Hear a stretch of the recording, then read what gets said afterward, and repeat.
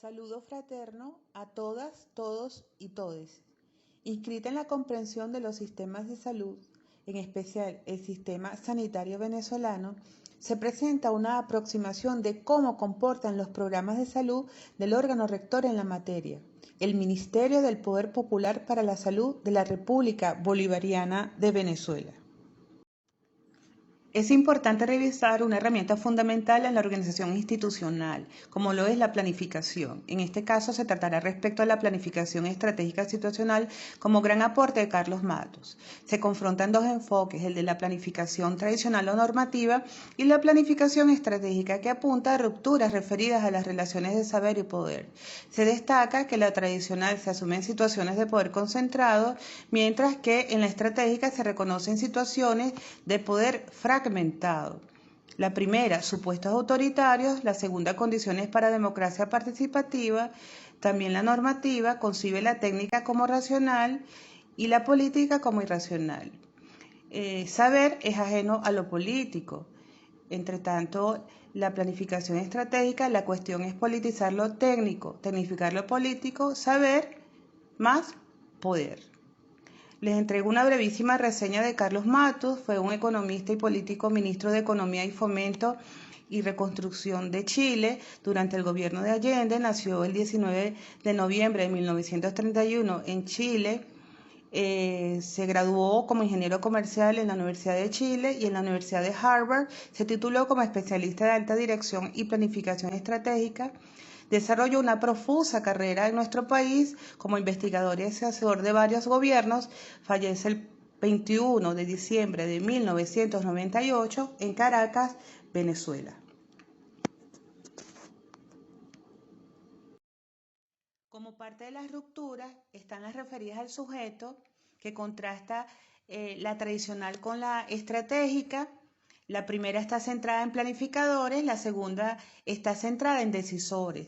También hay quiebres referidos al uso del espacio, territorio. La normativa, el espacio-territorio como contexto; en la estratégica concibe el espacio-territorio como parte de lo que se disputa. En cuanto a las rupturas referidas al uso del tiempo, en la normativa el tiempo es discontinuo, mientras que en la estratégica hay articulación histórica del plan. Matos centra su atención en el logro de resultados del ejercicio de gobierno en situación de poder compartido, y para ello establece un triángulo teórico denominado triángulo de gobierno, el cual articula en forma biunívoca tres variables. Estas variables comprenden el programa de gobierno, que consiste en la propuesta de acción que hace él y la gobernante comprometida con los cambios sociales y económicos de la localidad. La otra, la capacidad de gobierno, recursos organizacionales, técnicos y financieros que permiten al gobierno materializar su oferta a la localidad. Y el tercero, la gobernabilidad, mecanismos y procesos políticos que determinan el comportamiento social y que posibilitan o dificultan la acción del gobierno. Entonces, el triángulo de gobierno, el conductor o la conductora dirige un proceso hacia objetivos que elige y cambia según las circunstancias, es decir, su proyecto de gobierno, sorteando obstáculos activamente, que es la gobernabilidad, mediante el despliegue de sus fuerzas, capacidad de gobierno. Sin embargo, para no plantear falsos antagonismos, Matos refiere el rechazo a la planificación tradicional como sistema o enfoque incapaz de dar cuenta de la complejidad del sistema social. No implica el rechazo a cada uno de sus instrumentos. Un enfoque potente de planificación debe responder a los problemas con herramientas concretas y prácticas.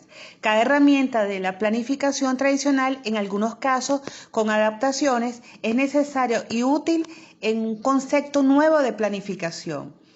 En este enunciado de vigencia permanente se puede extraer que existe una tendencia a desmeritar la administración pública que contiene el enfoque de planificación normativa. Más adelante, tanto Carlos Matus como Mario Testa, ambos con notables aportes a la planificación estratégica, abandonan este concepto y avanzan a la noción de pensamiento estratégico, mismo que se ha extendido como una corriente en el sur y que acogió Armando de Negri Filio, con base al imperativo ético de dar respuesta a las necesidades sociales de la población. Hugo Spinelli, quien es doctor en salud colectiva, director del Instituto de Salud Colectiva de la Universidad Nacional de Lanús, Buenos Aires, Argentina, nos entrega un estupendo artículo, Volver a pensar en salud, programas y territorios, haciendo alusión a un extraordinario aporte de Mario Testa. Spinelli refiere que la discusión sobre la planificación puede abordarse como un problema epistemológico instrumental.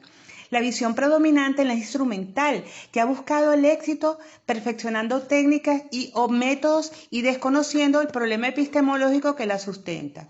En este esquema se representa el eje histórico-conceptual que va de la planificación normativa a la planificación estratégica, eje del cual Testa se despega enunciando el pensamiento estratégico, pensamiento relacional.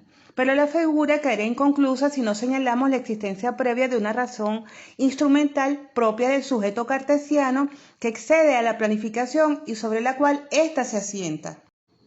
Como parte del proceso de planificación institucional en adelante se presentan algunas definiciones. Política de salud, que es la Política Nacional de Salud. Se consigue desde su objetivo fundamental, el deber de crear las condiciones que aseguren la buena salud para toda la población. O podríamos citar algún artículo de nuestra Carta Magna, o tal vez del Plan de la Patria en vigencia. Vicente Navarro, en el 2008, en su artículo ¿Qué es la Política Nacional de Salud?, refiere: la mayoría de los Estados-nación han interpretado política de salud como homologables a política de atención médica, la cual es, sin embargo, una sola variable dentro de la ecuación de la salud nacional. ¿Y qué es un plan, en este caso de salud? Define a grandes rasgos las ideas que van a orientar y condicionar el resto de niveles de la planificación para el mismo. Determina prioridades y criterios, cobertura de equipamientos y disposición de recursos, su previsión presupuestaria y horizonte temporal.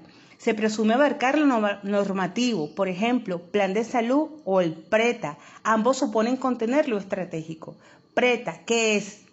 Plan para la prevención del embarazo a temprana edad y en adolescencia, que exhorta a la acción interprogramática con el programa de salud, ITS, VIH, SIDA, convoca la intersectorialidad con educación universitaria, mujer, invita a organismos multilaterales.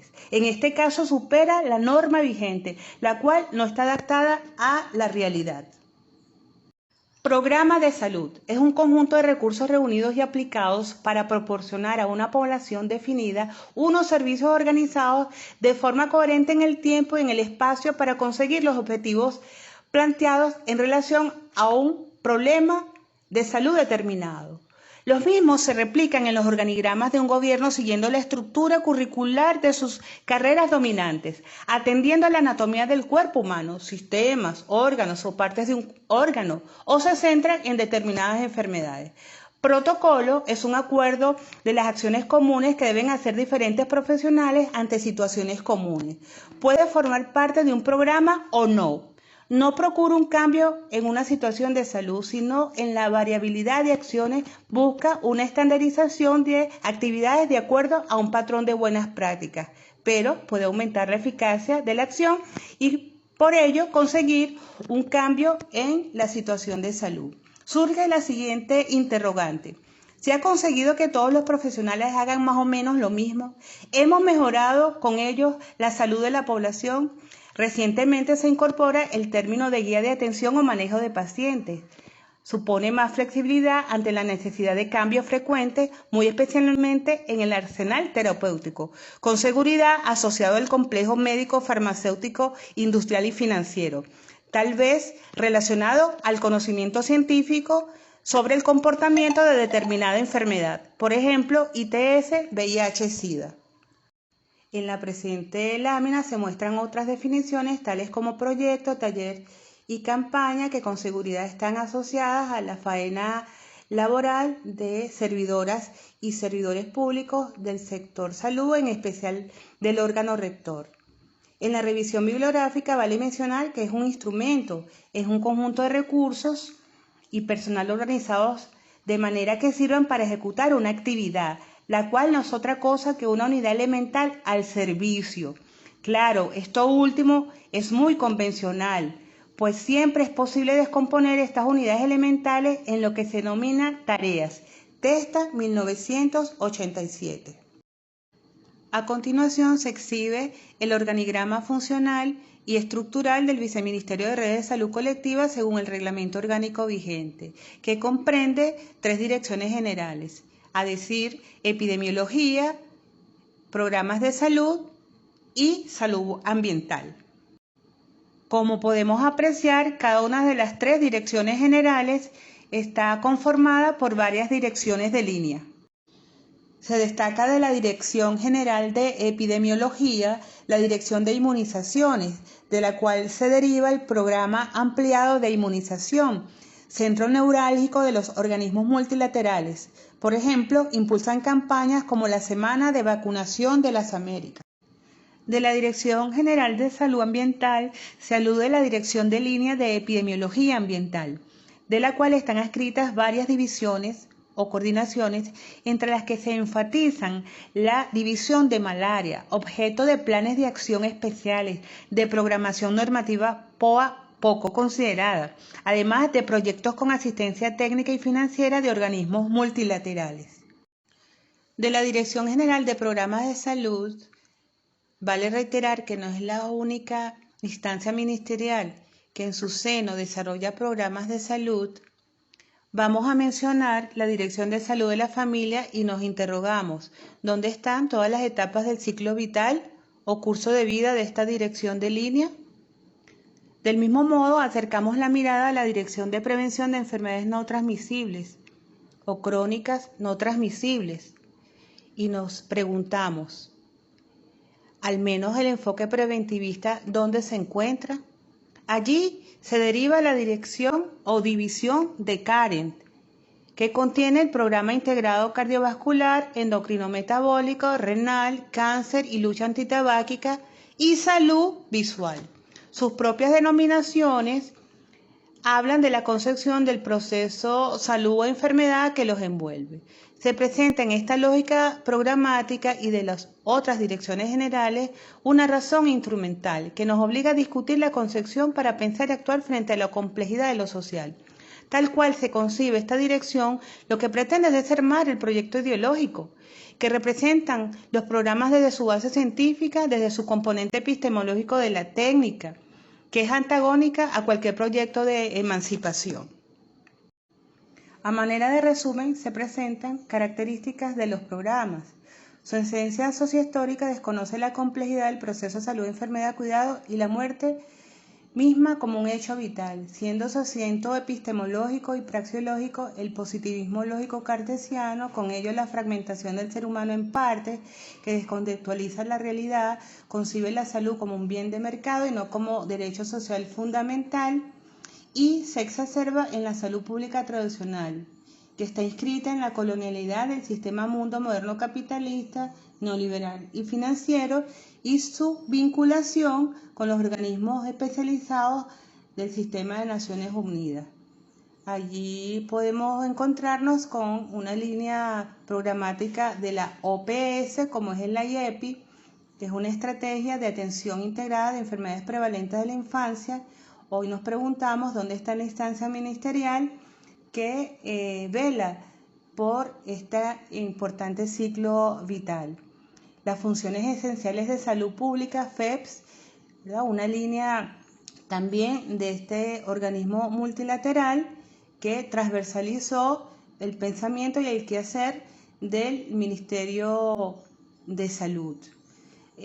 También las ODS, que son los Objetivos de Desarrollo Sostenible de la OMS, ampliamente conocidos. Entonces, los programas operan con una racionalidad centrada en la enfermedad bajo la imposición del pensamiento biomédico que coloca la actuación a la enfermedad en el mercado como mercancía dentro del sistema de opresiones. Además, es escaso o nula la coordinación interprogramática, intersectorial y con las comunidades organizadas en salud y demás políticas públicas sociales. ¿Hacia dónde apunta la planificación y programación de salud? No es casual que los programas predominen en territorios marcados por profundas desigualdades sociales. El proyecto político, económico e ideológico-cultural que representan es antagónico a la disminución de las desigualdades, mucho más al cronificarse en el tiempo debido a que, dado su carácter externo a lo local, incrementa las debilidades institucionales del Estado, allí donde más se lo necesita. Entonces, la lógica de los programas es funcional a 4 cuestiones: las fuentes de desigualdades sociales, los bajos niveles de ciudadanía, es decir, la participación activa y protagónica, las bajas capacidades de gobierno en los servidores y las servidoras públicos del Estado a nivel local, estatal y nacional, y los obstáculos epistemológicos de la clase trabajadora del entorno de la ciencia de la salud para comprender el contexto o juego social. Es necesario mencionar una de las categorías fundamentales de la epidemiología crítica, la reproducción social, como la forma que garantiza la dinámica social que permite la subsistencia de un determinado modo de producción y sus relaciones de poder. Uno de los instrumentos fundamentales de la reproducción social es el Estado. Seguidamente se presentan ciertas conclusiones. 1. El personal técnico sabe, pero en general no comprende, por lo que toman lo instrumental como todo lo explicativo. De allí que tengan y anhelen aún más herramientas para administrar objetos, a los cuales conciben como inertes, pero no están preocupados por obtener conocimientos acerca de cómo gobernar personas y trabajar con problemas complejos y cadenas de problemas, y así siguen pensando que juegan solos. Se convierten, por ejemplo, en despachadores de medicamentos. 2. El programa es la inserción vertical en el territorio, de respuesta a lo individual y recorte de la realidad que parte de la clasificación como condición del conocimiento, pero que desconoce que no es el conocimiento, debido a que éste tiene la potencia de disolver la clasificación.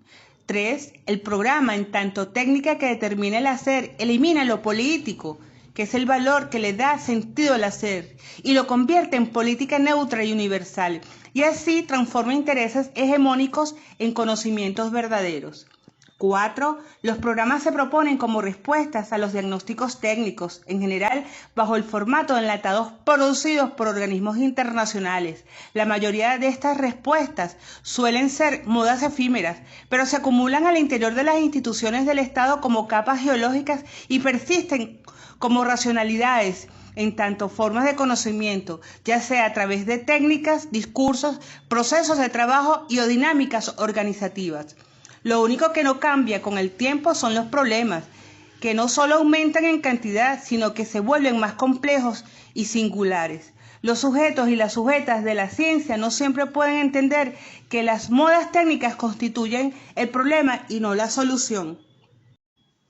5. La mirada desde el programa es reduccionista, puesto que desconoce las particularidades de los aspectos culturales que se ponen en juego en cada territorio. Así se cosifica lo social y se lo simplifica sobre la base de la solución que proviene de la racionalidad de los técnicos que, en general, residen muy lejos del lugar donde se implementa el programa. 6. La duplicación de las acciones y o superposición entre diferentes programas es una muestra de la ineficacia e ineficiencia que en general no se discute debido a que sus técnicos rara vez entran en comunicación y a veces ni se conocen. 7. La modernidad ha instalado la idea que en la relación entre ciencia, técnica y sociedad, a la ciencia le correspondían los temas de la naturaleza, mientras que la política se encargaba de los temas de la sociedad. Entonces entran en conflicto con los viejos dispositivos conceptuales de lo programático, que le asignan al nivel local muy baja capacidad de tener y producir conocimientos. En esta lógica vertical, los problemas se fragmentan y los recursos materiales y el personal técnico abocado a la resolución de los problemas se vuelven ineficientes e ineficaces. Y a esto colaboran los distintos componentes del programa, es decir, estructuras normativas, sistemas de información y evaluación, asesoría de supuestos expertos, manuales de procedimiento y de buenas prácticas, evidencias científicas y guías clínicas, etc. Pareciera que los programas representan un obstáculo para reducir las desigualdades al fragmentar los problemas, el territorio y los sujetos, y promover el asistencialismo en el cual no hay derecho sino una oferta que se impone a partir de un diagnóstico externo. Testa reflexiona sobre el método Zen de OPS y afirma: le dimos valor cero a una variable cuyo único valor no podía ser cero. ¿Y cuál era esa variable? El poder y, por lo tanto, el conflicto. También en un trabajo de asesoría en salud que realiza junto a Mario Hamilton, un médico le dice: no se trata de fijar normas, sino de desencadenar procesos. Años más tarde completa aquella frase con la pregunta: ¿para qué desencadenar procesos? Y se responde: para construir nuevos actores sociales. Y ante un nuevo ¿para qué? Afirma: para instalar otros temas de discusión en la agenda del Estado. En esta lámina se presentan las bibliografías obligatorias y las bibliografías recomendadas.